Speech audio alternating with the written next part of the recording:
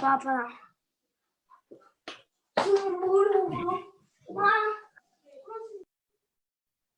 Débora. Sí, Ale. En todos se escuchan ruidos. No somos nosotros. Están todos muteados. Bueno, buenas tardes a todos. Gracias por estar acá el sábado a la tarde. Nuevo horario disponible para esta nueva época asignada por la pandemia, el confinamiento y la aplicación de los medios tecnológicos como modos de campear de alguna manera al estar alejados, al no poder juntarnos. Hoy es la ocasión de presentar el libro de Marcelo Barros, La condición perversa, 3 ensayos sobre sexualidad masculina. Si ustedes están aquí, seguramente ya lo conocen a Marcelo, no creo que sea necesario que se los presente, pero sí me gustaría decir que Grama Ediciones cuenta con varios de sus libros. Se los enumero: La condición femenina, La madre, apuntes lacanianos, Intervención sobre el nombre del padre y Psicoanálisis en el hospital, el tiempo del tratamiento. Es decir, que el libro que hoy presentamos es el quinto de esa serie, podríamos decir. Pero además querría anunciarles que La condición femenina, aprovecho esta oportunidad que se agotó este año, a partir del lunes estará disponible como ebook, al igual que La condición perversa, que ya está disponible como ebook desde hace un mes y medio. La pandemia también hizo que Grama ingresara en el mundo de los ebooks, al que debo decir, como responsable de la editorial, que no tenía pensado acercarme por el momento, pero ha sido finalmente una buena decisión, ya que se ha comprobado que de este modo, con el psicoanálisis de la orientación lacaniana, llegamos a un público que de otro modo es difícil hacerlo en formato papel, debido a las distancias, los costos. Es así que nuestros libros se están leyendo de un modo sorprendente, por ejemplo, en Estados Unidos.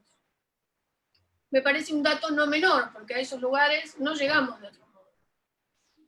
De modo que ya saben, tienen La condición femenina, para aquellos que muchas veces me han preguntado si se iba a editar nuevamente, en ebook. Hoy presentarán el libro Nieves Soria y Claudio Godoy. De modo que antes de darles las palabras, los presentaré brevemente ante ustedes. Nieves Soria es psicoanalista, miembro de la Escuela de la Orientación Lacaniana y de la Asociación Mundial de Psicoanálisis, es adjunta de la Cátedra 2 de Psicopatología de la UBA, es docente en las maestrías de la UBA y de UNSAM, y es autora de varios libros, el último de ellos, La sexuación en cuestión.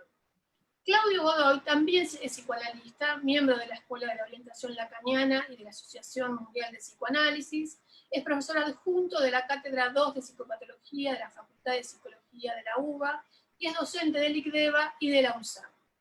Bueno, Nieves, te doy la palabra, te escuchamos. Gracias, buenas tardes, es un gusto estar acá. Agradezco la invitación de Marcelo y Alejandra a esta presentación. Bueno, como suelen serlo los libros de Marcelo, este es un libro precioso y único, absolutamente singular. Creo que su destino es destacarse en la marejada de la publicación con un brillo que, como todo brillo, lo es del falo, la mala palabra. En ese estilo casi aforístico al que nos tiene acostumbrados, Marcelo va desplegando con suma simplicidad conceptos muy complejos. Se trata en este libro de un decir poético que, como toda poética, no deja de ser también matemático. Para mí, la lectura de este libro fue la de una experiencia envolvente, la de ir adentrándome en lo más real de la sexualidad masculina y de algún modo de la femenina también, diría, casi sin darme cuenta, porque es un libro que envuelve e impacta. Y debo advertirles que sin duda es un libro indecente e inconveniente. Se trata aquí de 3 ensayos de teoría sexual masculina. Y ya el título, La condición perversa, indica la dirección sumamente precisa que tomarán esos 3 ensayos. La de seguir ese hilo siempre presente de la estructura perversa que impone el goce fálico al varón, en tanto goce de la transgresión. Diría que no he leído ni un libro que se acerque un poco a la exhaustividad y precisión, tanto clínica como conceptual, del abordaje de la sexualidad masculina que propone este libro, ya que su propuesta es recoger, nada menos, ¿no?, que recoger un guante tirado por Lacan en los años 60. La cita de inicio del libro justamente toma este guante, ¿no? Resulta divertido, decía Lacan, que después de 70 años de psicoanálisis aún no se haya formulado nada sobre lo que es el hombre. Hablo de vir, del sexo masculino. Bueno, han pasado 150 años. Y nos encontramos hoy sumergidos en la máxima expresión de nuestra hipermodernidad, ¿no?, que es esta reunión virtual, como decía Alejandra, en medio de una pandemia un sábado a la tarde. Sin duda producto del avance loco del discurso capitalista.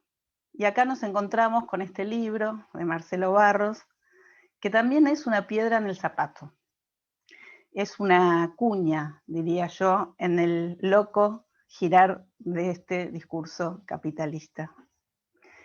Y justamente por eso digo que es un libro subversivo, que se inscribe en la lógica por la cual el discurso analítico impone o una rotación o una salida a los demás discursos.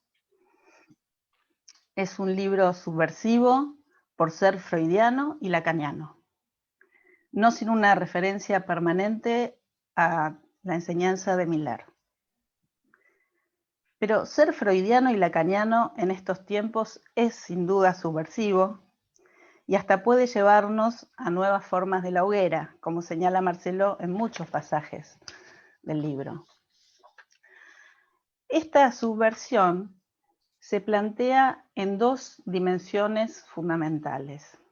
Por un lado, la interlocución con cierto discurso progresista, particularmente aquel que sostiene lo que yo llamaría el discurso de género. Y por otra parte, la interlocución con la comunidad analítica, particularmente en el punto en el que queda o tiende a quedar aspirada por ese discurso de género. Pero no solamente, ya que realiza también una deconstrucción de los prejuicios de los psicoanalistas sobre la sexualidad, proponiendo una lectura que saca de los lugares comunes a la virilidad, a la masculinidad. Y yo diría que en buena medida levanta el velo que las mismas teorizaciones de los psicoanalistas han ido dejando caer como capas sobre el falo. También se puede leer en este libro una crítica mordaz a lo que Baños Orellana supo llamar el idioma de los lacanianos, así como una crítica al ultimísimo Lacan apoyada en su lectura milleriana, la cual me permitiré cuestionar al menos en parte. Los 3 ensayos que componen este libro ponen sobre el tapete el debate crucial de nuestro tiempo, tanto con el discurso de género como dentro del psicoanálisis mismo, que es el debate sobre el falo. El primer ensayo es un tratado sobre el goce fálico, que atraviesa, sin embargo, también a los otros 2 ensayos. El acento está puesto allí en lo desmesurado de este goce respecto de la medida que el significante que lo encarna permitiría introducir. Es el goce fálico como excesivo, como perturbador, como fuera de cuerpo, como indomable y traumático. El punto de partida de un tejido que se abre en varias direcciones. Una de ellas es el carácter antisocial de la sexualidad masculina, como un goce absoluto, un goce ligado a la discontinuidad y al corte, un goce que busca impactar, dejar marca, ligado también por la vía de la fonación al ritmo, a la música de las palabras y entonces a la poesía. Hay que decir que en este sentido aquí el estilo es el objeto, ya que así mismo es como está escrito este libro. El impacto al leerlo es indudable. Luego es a partir de esta referencia a este goce como estructural de la sexualidad masculina que Marcelo cuestionará la referencia a la psicología de las identificaciones a la hora de hablar de la sexualidad y lo que con Lacan llamamos sexuación.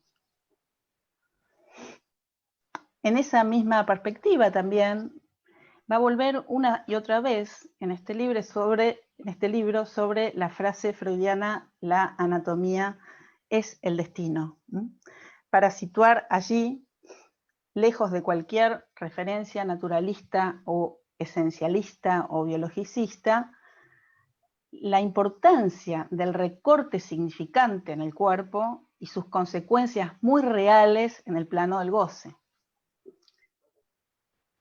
También va a situar la cuestión fundamental del falo como desconectado del gran otro en 3 niveles. Por un lado, el gran otro como el partener verdaderamente otro, particularmente una mujer. Luego, el falo como desconectado del otro simbólico, social. Y finalmente, el falo como desconectado del otro, del significante. Y va a poner entonces de relieve el estatuto de ese uno solo del significante fálico, como referente del conjunto de los significantes, como significante idiota, cargado de goce, intratable, necio, lugar del fracaso del sentido, por lo que se vuelve equivalente al S1 y a la barra que divide al sujeto. 3 términos que encontramos del lado izquierdo de las fórmulas de la sexuación. Este significante solo queda ligado en el plano del goce a lo indomesticable de la erección, por donde también Marcelo lo articula poéticamente con el lapsus, lo indomesticable del lapsus, podríamos decir así, ¿no? Siguiendo este hilo entonces del debate sobre el falo a lo largo de los 3 ensayos, quería situar especialmente 3 puntos que me interesaron. El primero, yo destacaría la fineza clínica con la que Marcelo aborda las vicisitudes de este goce fálico en la sexualidad masculina, pero también en la femenina y en la época. Algunas perlitas. El falo como el S1 de la lengua toda junta, que marca la inadecuación del goce con el cuerpo. Referencia fundamental, porque es, digamos, el punto de partida, diría yo. El goce fálico como golpe 1, que se repite, el impacto, y entonces la violencia que se sigue de allí, ¿no? Entonces la violencia pensada no a partir del patriarcado o el machismo, sino a partir de la estructura del goce fálico. Y luego también su posible destino de sublimación, que me parece que es un campo muy interesante, que queda abierto ahí.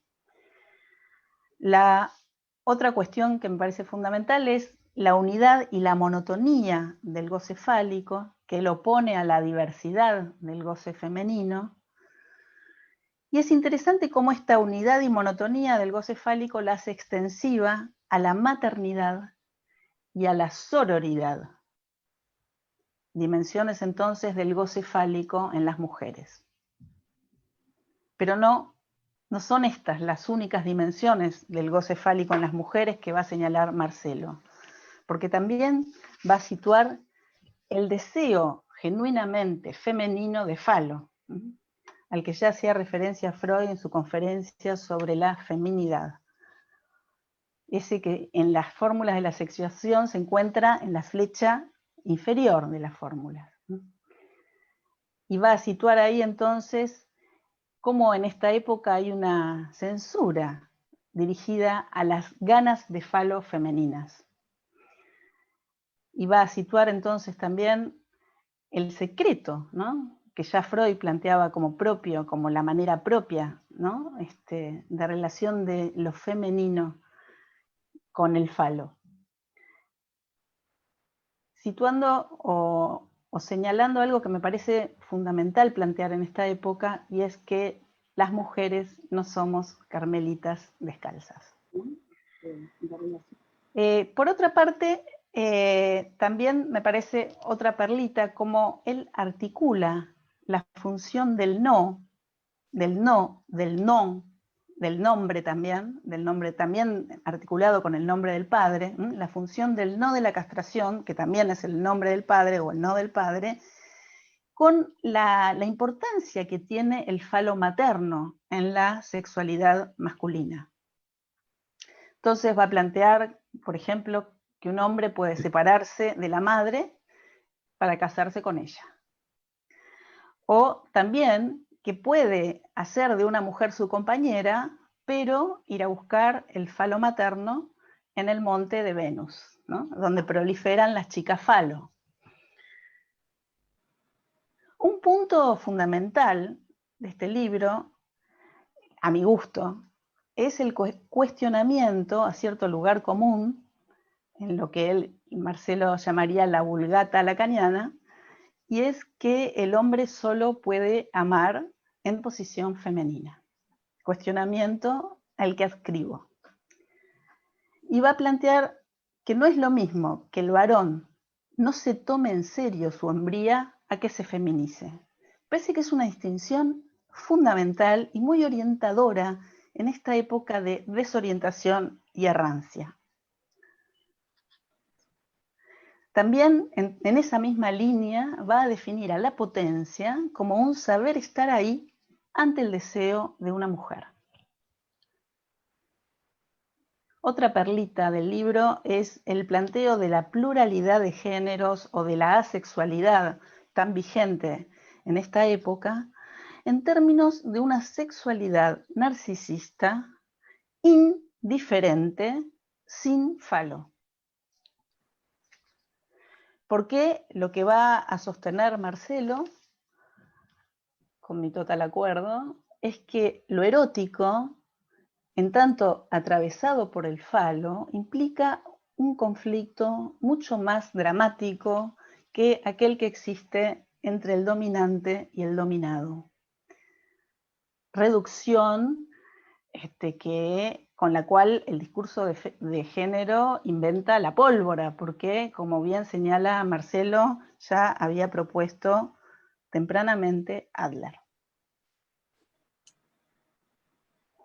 En esa misma línea también va a cuestionar algunas confusiones muy comunes del discurso de género, tales como aquella entre capitalismo y patriarcado o entre el hombre y el amo, acentuando entonces la importancia que tiene el no de la castración en toda virilidad, en tanto, como decía Lacan, la virtud masculina está ligada a la virilidad, ella consagrada por la castración. Así, todo gira alrededor del falo como significante de la discordia que desborda lo político. En esa misma línea, Marcelo va a plantear que el odio al psicoanálisis en estos tiempos se debe justamente a que denuncia los límites de toda ideología, sea esta del signo que sea. Contra los lugares comunes del discurso de género, nos tendrá que recordar Marcelo que el sexo femenino es lo menos natural para el hombre, el agujero más angustiante. Y también que si el macho no es signo de amor, tampoco lo es el ideal del buen marido, tan propio de la época, las cosas que ha logrado la Iglesia de género, que no ha logrado la Iglesia tradicional, ¿no?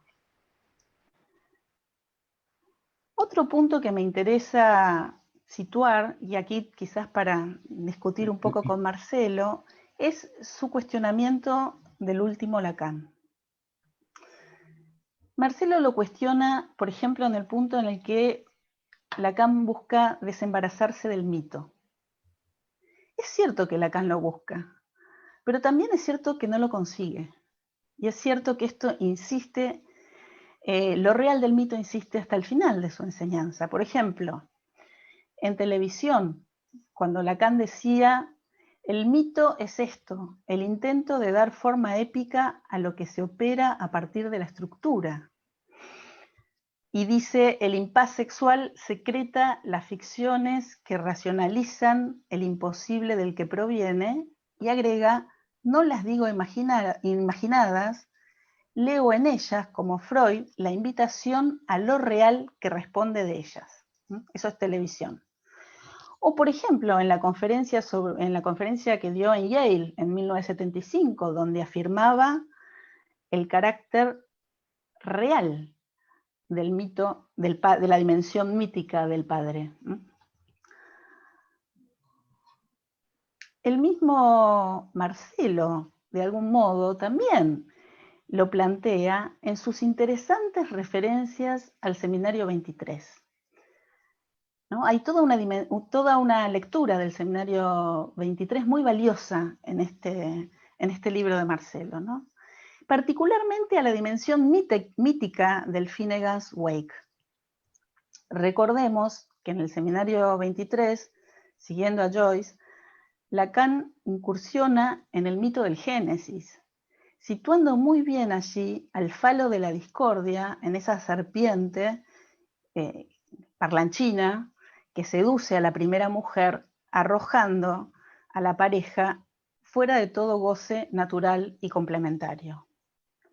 Ahí ya Lacan sigue la propuesta del falo que había planteado en el Seminario 22 como significante real, ubicándolo en el nudo, en lo real, como existencia, cuestión que va a retomar Marcelo. Para proponerlo, en el Seminario 23, al falo muy directamente como la falacia que testimonia de lo real en el nudo, y situándolo justamente como la recta infinita que verifica el falso agujero entre los sexos. Entonces me parece que toda la consistencia del hilo del falo en el libro de Marcelo se sostiene fuertemente de la enseñanza de Lacan y desde el principio hasta el final de esa enseñanza. Por lo menos hasta el Seminario 23, diría. Los otros dos puntos de cuestionamiento que realiza del ultimísimo Lacan con Miller son el supuesto estallido del nombre del padre, que Marcelo mismo pone en cuestión que sea tal, acuerdo con ese cuestionamiento, el nombre del padre lo encontramos hasta en el Seminario 24, como así también el supuesto desplazamiento que se realizaría en el ultimísimo Lacan del goce fálico al femenino. Sin embargo, ¿cómo entender que los seminarios 21, 22 y 23 giran alrededor del goce fálico y de la cuestión del falo? Debe haber muchísimas más referencias al goce fálico que al goce femenino en esos seminarios. Me parece que es una cuestión para seguir investigando e interrogando, ¿no? Un último punto antes de dejarle la palabra a Claudio. Entonces, este también es un libro que tiene una orientación ética y también abre un campo para pensar la dirección de la cura. Respecto de la cuestión de la sexualidad masculina, la pregunta fundamental es ¿dónde poner al hombre hoy? Hoy, en una época en la cual el discurso imperante no le da ningún lugar. Marcelo se pregunta, en esta época donde hay un orden de hierro que funciona como un dispositivo de infantilización y donde los hombres son confinados al lugar de falo de la madre, donde encontramos nuevas versiones del hijo del sacerdote, cuyo órgano es denigrado por su madre, versiones que a veces se vuelven dramáticas. ¿Cómo se harán los jóvenes cargo de su goce sin un discurso que reconozca su existencia y su especificidad? Esta me parece que es una pregunta crucial del libro. Y donde él justamente ahí plantea estos dos problemas de la época, ¿no? Ahí donde el discurso capitalista y el discurso de género, que es una emanación del mismo, no localiza ni reconoce la existencia y la especificidad del goce fálico masculino, quedan abiertas dos vías, o bien la violencia, que es el rechazo al no del padre propio de la época, entonces ahí aparece la violencia de género, y sino la contrapartida del repliegue, ¿no? Del hombre que se repliega y entonces no lidiará ni con mujer ni con hijo. Frente a esto, Marcelo Barros rescata la dimensión poética del mito, la importancia de la estructura del mito como una advertencia en lo concerniente al goce fálico, la importancia del recurso al mito como restitución de la enunciación y de un acto de lectura por el cual el sujeto pueda apropiarse de su herencia, que es su destino. Frente al rechazo de las marcas y de los nombres propios de la época, Marcelo Barros lo que propone justamente es restituir la función del mito. Lo que no quiere decir perderse en la fascinación del sentido, sino dejarse orientar, plantea él, por el efecto real de sentido, por lo real del mito. Abriendo entonces la cuestión para pensar una dirección de la cura donde lo real no esté ligado solamente al fuera de sentido, sino también al efecto de sentido real. Bueno, esto es lo que quería comentarles del libro. Le dejo la palabra a Claudia. Claudio, gracias, Nieves. Bueno, buenas tardes. Es realmente un gusto poder participar de la presentación de este libro de Marcelo, ya que efectivamente creo que es un libro excelente y necesario, ¿no? Recién Nieves hablaba de un libro subversivo. Yo diría también un libro maldito, que aborda la parte maldita de la sexualidad. Pero antes de entrar en ese punto, me parece interesante marcar que en el aspecto formal, ¿no? Que implica realmente un ensayo, ¿no? Lo que como género implica el ensayo, ¿no? Ya que se trata, en un ensayo me parece, de abordar un tema de una manera más personal, con una estructura más libre, pero no por eso menos rigurosa, y que tiene una fuerte, podríamos decir, marca estilística y estética, ¿no? En cómo está escrito, ¿no? En la poética de su escritura, que los diferencia mucho de lo que es, yo creo, la literatura psicoanalítica general.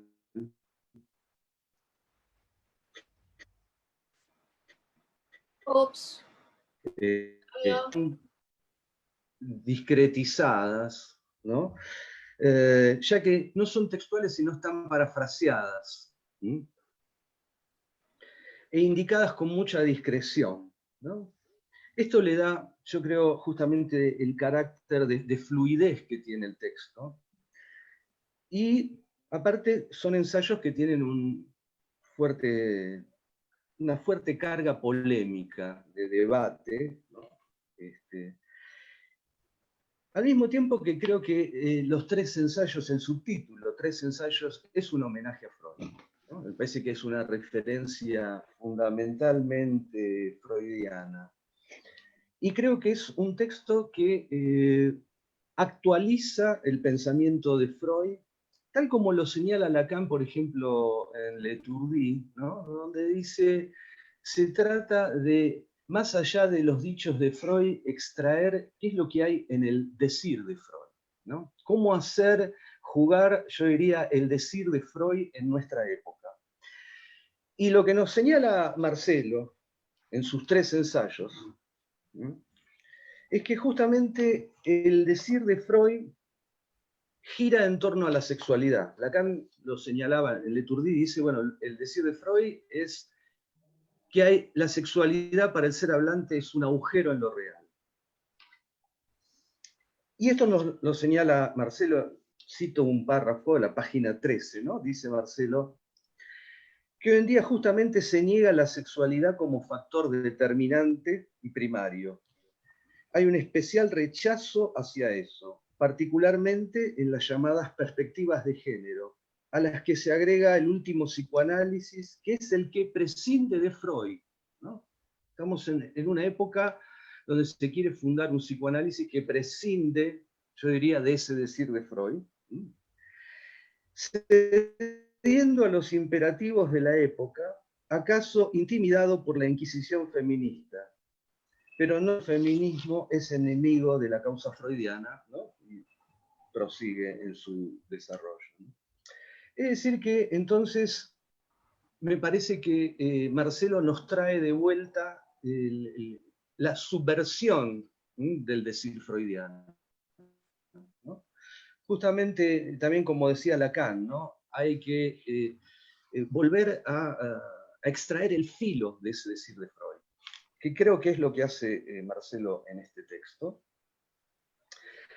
ya que en esta época donde se habla tanto de desconstruir la masculinidad, ¿no?, lo que comprobamos es la escasez, ¿no?, de estudios que realmente se dediquen a preguntarse qué es la virilidad, ¿no?, lo que también señalaba Nieves, ¿no? Especialmente una cuestión acuciante en esta época pospaterna, y donde lo masculino aparece tan ligado a síntoma social, a lo que hace síntoma social, ¿no? El texto de Marcelo, entonces, yo diría, es en cierta medida, lo podemos tomar también, es un tratado sobre qué es el falo, ¿no? Creo que justamente lo que se ha perdido de vista en muchos aspectos en el psicoanálisis abordado desde la perspectiva de género, es que se ha perdido la pregunta de qué es el falo, ¿no?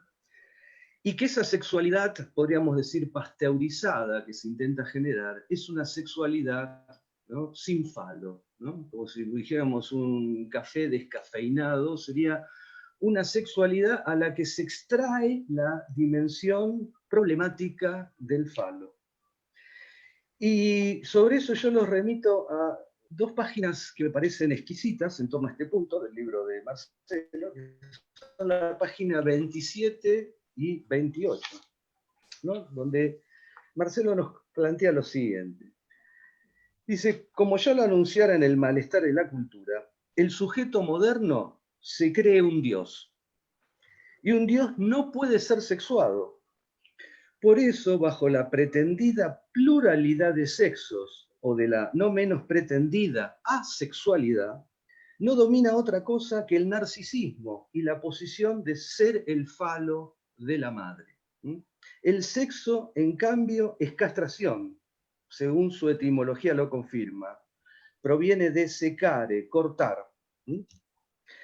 Y lo que se busca, nos dice Marcelo, es generar justamente una sexualidad sin falo. Y claro, vieron que la pregunta que se hace siempre es, ¿por qué hablar de falo? ¿Por qué ese término?, ¿no? Y dice Marcelo, ¿por qué se dice, si es un significante, ha de ser designado con una palabra ligada a ese órgano irreparablemente masculino? El falo es un significante, pero ese significante se origina en el órgano viril. Es de ahí de donde proviene su materialidad significante, en parte por la propiedad de ser excluido, ¿no? Y ahí, efectivamente, Lacan retoma, la perspectiva que Marcelo retoma es la de Lacan, ¿no? Donde justamente es importante ese punto, como lo desarrolla en la transferencia, de que el falo implica aquello que puede ser cortado. Y eso implica también, y me parece un punto muy importante, que es la pregunta por el estatuto de la erección, que vemos que atraviesa toda la enseñanza de Lacan, especialmente abordada a partir de ese gran teórico de lo masculino que ha sido Juanito. Juanito nos marca, podríamos decir, erección y plantea la irrupción de un goce fuera del cuerpo, que plantea una problematicidad que no es justamente algo de lo cual el hombre se pueda sentir propietario, sino que plantea un punto de exterioridad, de ajenidad, de extrañeza, ¿no? Eso que llamaba en el seminario 4 Lacan el pene real de Juanito. Y cómo Marcelo desarrolla cómo en la erección en tanto tal hay un goce, ¿no? Sabemos también cómo Lacan se ha centrado en el tema de la erección en el seminario 10, la importancia de la erección y la detumescencia, ¿no? Porque justamente marca la irrupción de un goce que está ligado, nos dice Marcelo, también a sentimientos embarazosos, a angustia, a vergüenza, a culpa, y donde esos sentimientos están, señala Marcelo, lo sexual está presente. Y es por eso que la relación entre la erección y lo que Lacan llamó el goce del idiota, la masturbación, marca justamente lo que Marcelo aborda como lo antisocial de la libido fálica. Ese goce del idiota, donde el idiota justamente indica lo propio, lo desconectado del otro. Y es por eso la relevancia que adquiere la función de la castración como límite a ese goce idiota, a ese goce que lo único que puede hacer es repetir el uno. Uno y uno y uno y uno más, que como Marcelo también lo advierte, está ligado a todas las adicciones también, a todo goce que toma esa forma de un uno que se repite. Y en ese aspecto creo entonces que restablecer esa importancia de lo que implica el órgano en su relación con el significante, como aquello que justamente revela la irrupción de ese uno en la erección y que patentiza la separación entre el yo y el órgano, entre el cuerpo concebido de manera narcisista y la irrupción de ese goce siempre problemático. Por otra parte, digamos, el libro de Marcelo también realiza, me parece, una revalorización del término perversión. Otro término, podríamos decir, polémico en nuestra época. Que pretende, una época que también pretende entonces, junto con el borramiento del falo, una especie de normalización de lo sexual. Es decir, como él lo formula, el ideal de una sexualidad indiferente, una sexualidad sin diferencias. Claro que efectivamente si uno piensa con Lacan, el borramiento del goce fálico es también un borramiento de la dimensión del goce femenino, porque no hay goce femenino sino concebido justamente como un más allá del goce fálico. Es decir, que toda esa lógica, podríamos decir, de la indiferenciación sexual, lo que podríamos decir borra justamente es la dimensión de la sexualidad como agujero en lo real. Que se trata justamente de que hay diferencias que no se complementan. En ese sentido, Lacan, podemos decir, nos presenta también en el seminario de la transferencia, ¿no?, la importancia que es retomada, me parece, por Marcelo, de la función del goce fálico, entonces, como la irrupción de un deseo que se desconecta de cualquier demanda. Me parece que ese es un punto también muy importante que está presente en el texto y desarrollado en el texto de Marcelo. Y por otra parte, creo que nos advierte también de que yo diría que la época nos presenta como dos desviaciones de la virilidad.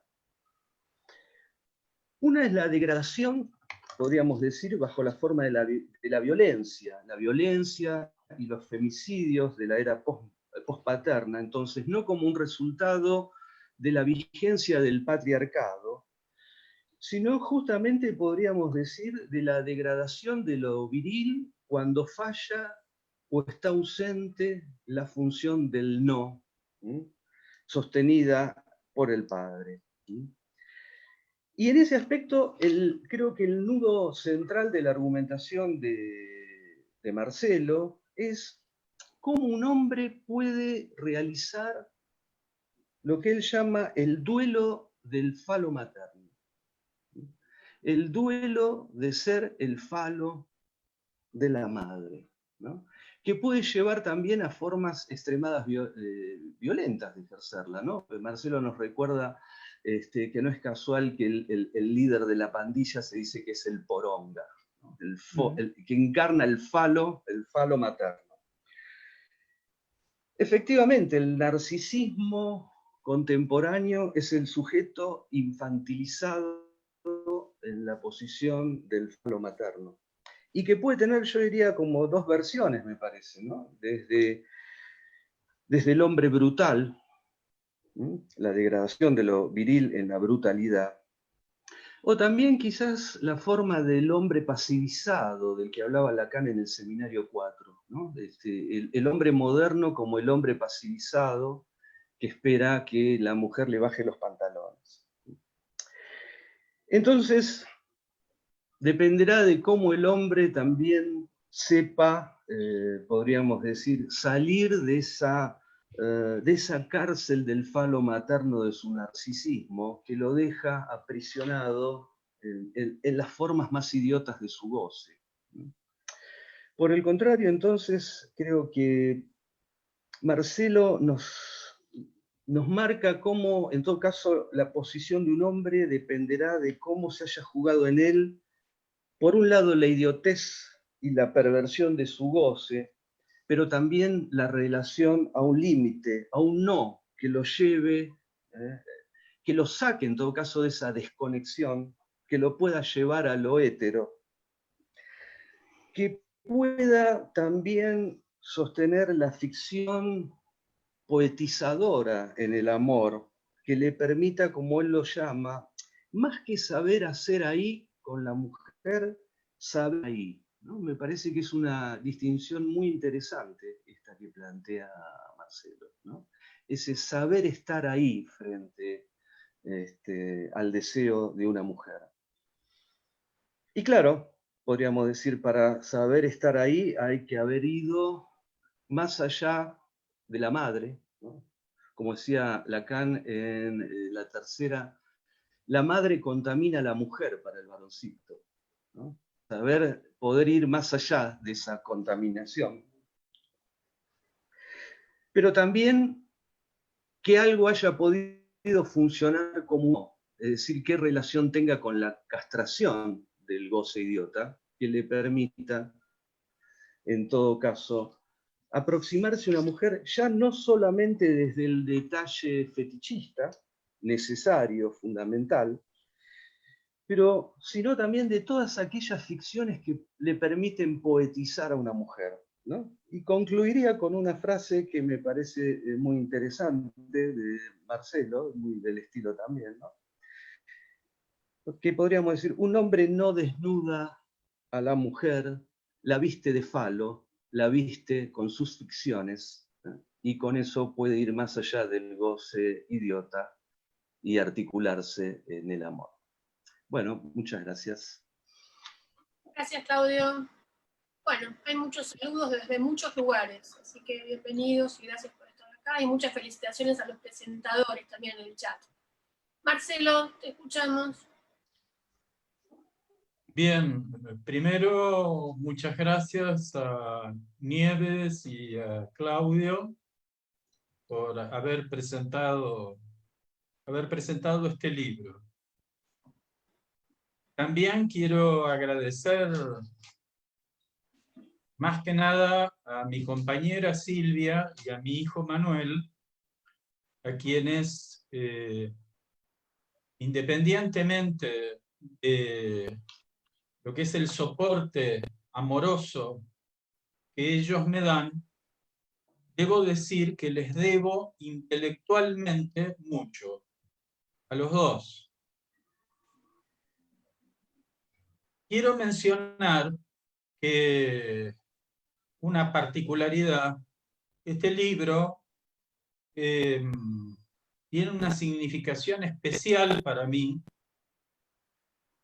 porque el segundo ensayo, las ideas del segundo ensayo, fueron dictadas en la grabadora del celular con la única mano libre que yo tenía en ese momento, estando en una unidad coronaria. Esto fue en el mes de fines del mes de enero y principios del mes de febrero de este año donde se habla tanto, es decir, de terapias intensivas, etc. Terminé de escribir ese segundo ensayo ya estando en la habitación del piso y con el uso libre de mis dos manos. Así que además ese segundo ensayo es el que le da nombre al libro. Yo quiero agradecer además a todos aquellos amigos que están presentes en esta presentación, y yo quiero cerrar leyendo un poema de Mariana Finocchieto, que es una persona a quien no conozco, pero que encontré algunas de sus producciones en Facebook, a veces en los lugares más inesperados, a veces en medio del asfalto uno ve crecer los pastos o una flor, a veces en las redes sociales uno puede llegar a encontrar algo interesante o algo distinto de aquello para lo cual están las redes sociales, que en este momento son una canalización de la agresividad y un circo romano donde nos mordemos unos a los otros con ferocidad, particularmente, es decir, en este momento.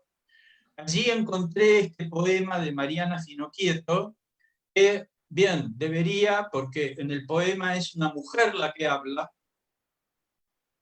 debería leerse con voz de mujer este poema, pero bien, es lo que hay. Y lo leeré yo, y es sorprendente porque es un poema que habla de la heterosexualidad, digamos, de la mujer. Es una declaración de heterosexualidad por parte de una mujer en una época donde alguna comunicadora dice que la heterosexualidad en la mujer es algo morboso. La puedo mencionar, es Malena Pichot, porque lo dice en sus artículos de página 12, o donde una dirigente que por otro lado respeto mucho, como Marta Dillon, una dirigente feminista y luchadora por los derechos de las mujeres, pero que también dice que la heterosexualidad es algo peligroso para las mujeres. Yo diría que la sexualidad es peligrosa para todos, puesto sin borrar con eso, con esa generalidad, la particularidad de lo dramático y de lo grave del problema de la violencia de género. Pero, bien, voy a este poema que espero poder estar a la altura de su lectura, donde la mujer que habla dice esto: me preguntó si alguna vez me enamoré de una mujer. Yo pensé en ella cuando reía y dije no. Me gustan tanto los hombres, el olor a madera de sus nucas, la tensión del músculo atrapado en los antebrazos, la osadía que han cultivado para sentarse en cada silla como reyes del mundo. Es cierto que ella reía y hacía pájaros, pero los hombres me hacen reír y tienen hombros de puerto donde arribar la soledad.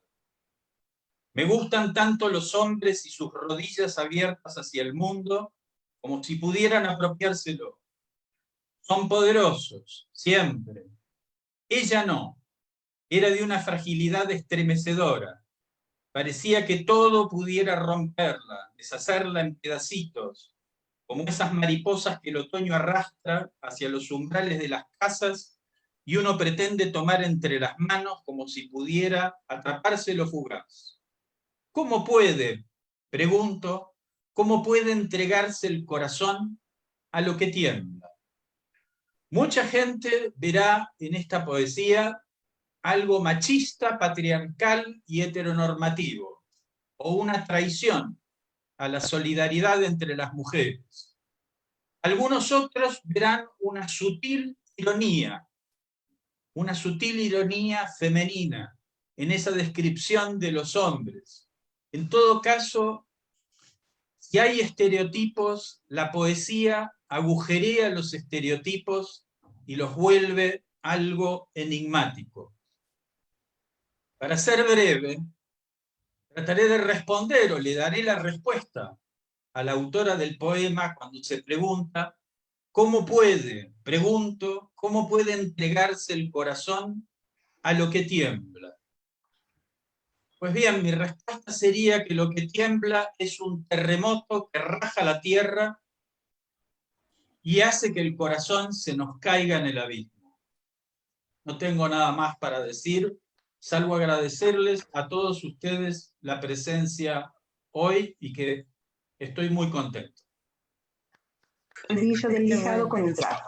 Activamos todos los micrófonos para los aplausos. Proteger el suelo o superficie sobre la que vamos a trabajar para evitar mancharla con salpicaduras o goterones de pintura. Cabe destacar que algunas pinturas y esmaltes como la pintura a la tiza o chalk paint se pueden aplicar sin necesidad de lijar. Sin embargo, sobre superficies muy brillantes o encimeras de cocina de melamina resulta recomendable lijar previamente para que así te aseguras que tenga buena gana. Gracias a todos. Chao, gracias. Gracias a todos. Ali, ¿qué hizo algo? Genial, Marce. Qué grande. A ver, Pavada de presentación.